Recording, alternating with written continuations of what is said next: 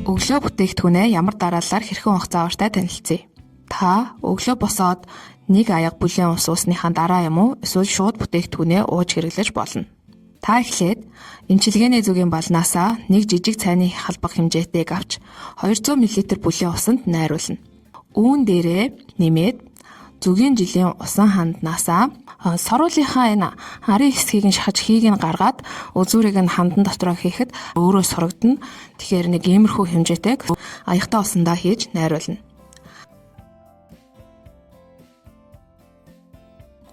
За найруулсан усаа одоохондоо уулгүйгээр төр тавьчихна.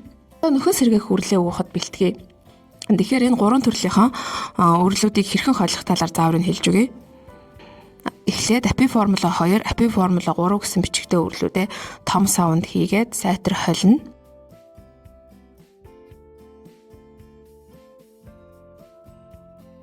За үүнийхээ дараа болохоор тэр холсон үрлнүүдээ сав болгонд нь тус нь хийж дүүргэнэ. За эхний 14 хоногт энэ холсон үрлнийхаа нэг савыг нь дуустал нь уугаад дараагийн 14 хоногтоо нөгөө холсон үрлнийхаа нэг савыг дуустал нь ууна. За тэгээ дараагийнх нь 14 хоногт болохоор та апи формула 1 гэсэн бичигтэй энэ үйлдсэн үрлээ ууж хэрэглэж дуусгана. Нэг цайны халбаг үрлээ амандаа хийж зажилж агаад өмнө нь бэлтгэсэн зүгийн бал жилээтэй усаараа даруулж унаа.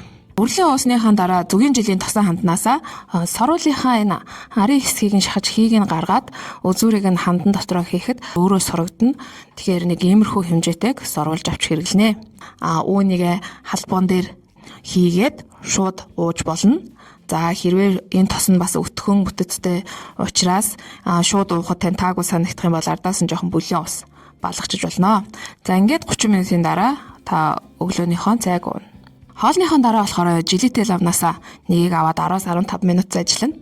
Тэгэхээр 15 минут зажилсныхан дараа лава хаяггүйгээр одоо амандаа байгаа үлдсэн лава жижиг хэмжээтэй олгож тастаж аваад баг зэргийн бүлээн усаар даруулаад залгична. Тэгээ өглөөнийхөө хоолыг эзний дараа тенторм тосоо хевлийдээ түрхэж 5 минут орчим гараар эсвэл эллигийн төөнөр аппаратаар халууд өгтлөн эллиг хийж болно.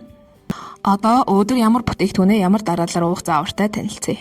Та эхлээд эмчилгээний зүгийн балнаасаа нэг жижиг цайны халбах хэмжээтэйг авч 200 мл бүлээн усанд найруулна.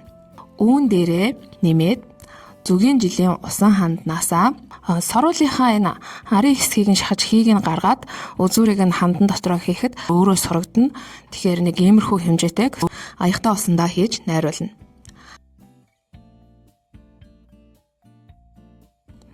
За найруулсан усаа одоохондоо уулгүйгээр төр тавьчихна.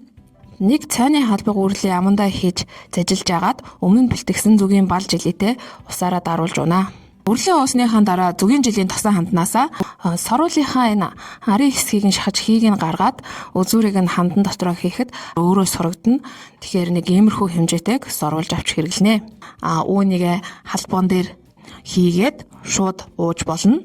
За хэрвээ энэ тос нь бас өтгөн бүтэцтэй учраас шууд уухад тань таагүй санагдах юм бол ардаас нь жоохон бүлээн ус балгачиж болно. Үүнээсээ хойш 30 минутын дараа өдрийн хоолоо идэнэ. Одоо орой бүтээгдэхүүнээ ямар дараалалаар хэрхэн уух заавартай танилцъя. Та эхлээд 200 мл бүлээн усанд зүгийн жилийн өтгөрүүлсэн ханднаас зориултын саруулаар саруулынхаа энэ арын хэсгийг нь шахаж хийг нь гаргаад үзүүрийг нь хандан дотроо хийхэд өөрөө сурагдана. Тэгэхээр нэг иймэрхүү хэмжээтэйг аягтай усандаа хийж найруулна. Нэг цайны халбаг үрлээ амандаа хийж зажилж агаад өмнө нь бэлтгэсэн жилээтэй усаараа даруулж унаа. За үрлээ ууснаас хойш 30 минутын дараа орой хоолоо идэнэ. За өглөөнийхөө хоолыг эзний дараа тенторм тосоо хевлийдээ түрхэж 5 минут орчим гараар эсвэл эллигийн төөнөр аппаратаар халууд өгтлөн эллиг хийж болно.